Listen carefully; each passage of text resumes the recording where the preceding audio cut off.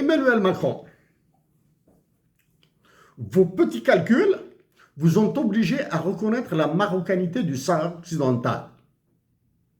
En dominant ma patrie, l'Algérie, je vous le répète, vous voulez le beurre, l'argent du beurre et 3 points de suspension de la fermière.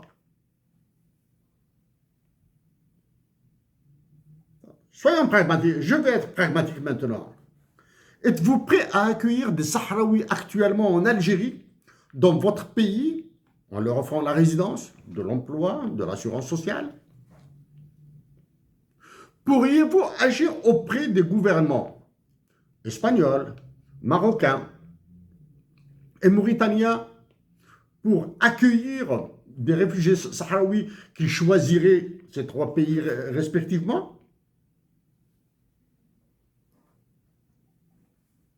Étant donné que c'est votre décision sur le Sahara occidental qui a pesé sur ce qui s'appelle la détérioration des relations entre l'Algérie et la France, alors que c'est faux. Donner le choix aux Sahraouis sur leur lieu de résidence est impératif. Les Sahraouis qui veulent résister en Algérie sont les bienvenus. Ceux qui veulent partir en Mauritanie doivent avoir cette possibilité. Ceux qui choisissent de se réinstaller dans leur pays, le Sahara occidental, doivent le faire. Ceux qui choisiront le Maroc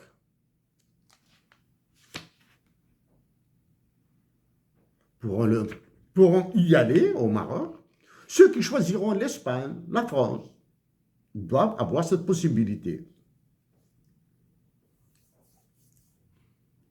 Dans toutes les colonies françaises en Afrique, la nation algérienne vous pose problème. Toutes les autres sont au silence. Toutes les nations africaines colonisées par la France que vous dirigez, Emmanuel Macron, que vous êtes en train de massacrer par le franc CFA, et dans certaines d'entre elles, vous allez appuyer des coups d'État. Coups d'État sont silencieuses. Ces nations seront sauvées par la nation algérienne. Emmanuel Macron, récemment, devant des tribunaux correctionnels, un président de la France a été condamné pour une affaire scabreuse avec la Libye, qui est devenue ce qu'elle est actuellement à cause de vous. Une leader de l'opposition française,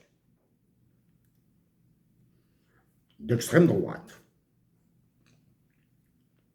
a été aussi condamnée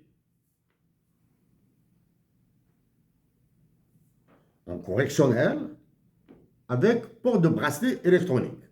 Okay? Cela signifie qu'elle aura toujours sa liberté d'expression, son droit de penser, etc.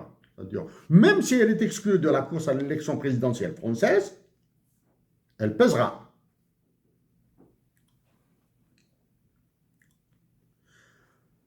Cette dernière, au même niveau que les autres, hein, les anciens présidents de la France, ont fait de la nation algérienne, de la guerre de libération nationale et de la révolution algérienne, un abcès de fixation. Mais rien avec les autres colonies françaises. Okay? Emmanuel Macron, allez-vous gracier Nicolas Sarkozy et Marine Le Pen? Si vous le faites, ce sera à votre honneur. Mais vous devez affronter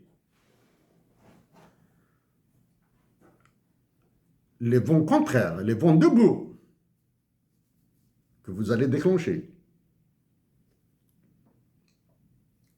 Emmanuel Macron, avec sa menace de démission, Bruno Retailleau a développé une excellente stratégie. Certains disent ben, c'est juste pour se faire important, etc. En faisant de sa démission un leitmotiv, et en se donnant beaucoup d'importance en disant que c'est sa démission qui est réclamée par Alger, entre guillemets, alors qu'Alger, que ce soit les généraux de l'état-major ou celui qui occupe la présidence de la République en Algérie, votre conciergerie, sont incapables de réagir à ce genre de trucs. Donc, Rotaillot, il a flingué vos plans en Algérie.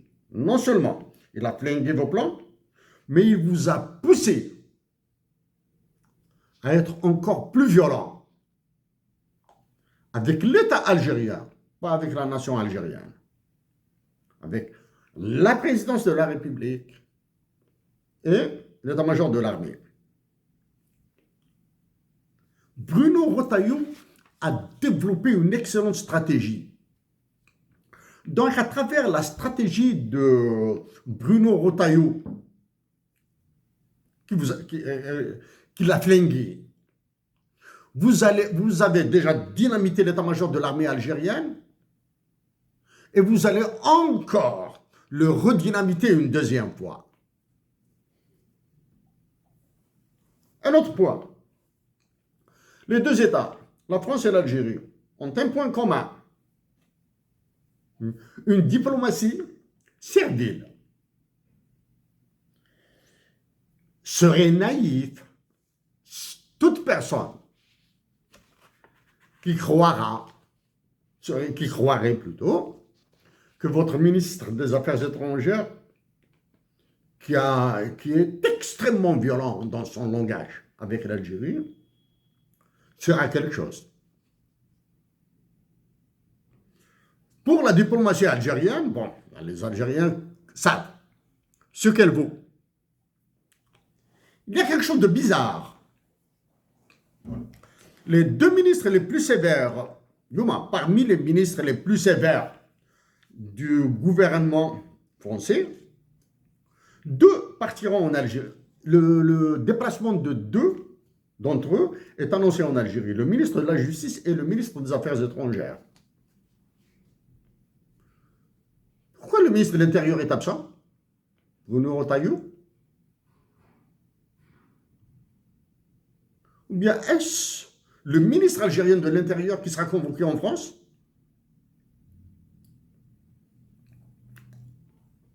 Emmanuel Macron, vous contrôlez l'État algérien, vous le contrôlez.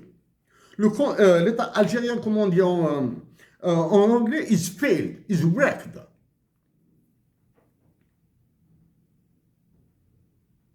Mais vous avez peur de la nation algérienne, parce que c'est elle qui sauvera les autres nations africaines. Okay? Si elle le fait avec intelligence. Cette peur de la nation algérienne qui conduira à une nouvelle révolution pour la libération de tous les peuples africains. Cette peur vous contraint à composer avec un État militaire, un état-major militaire algérien, faible, et un gouvernement inexistant.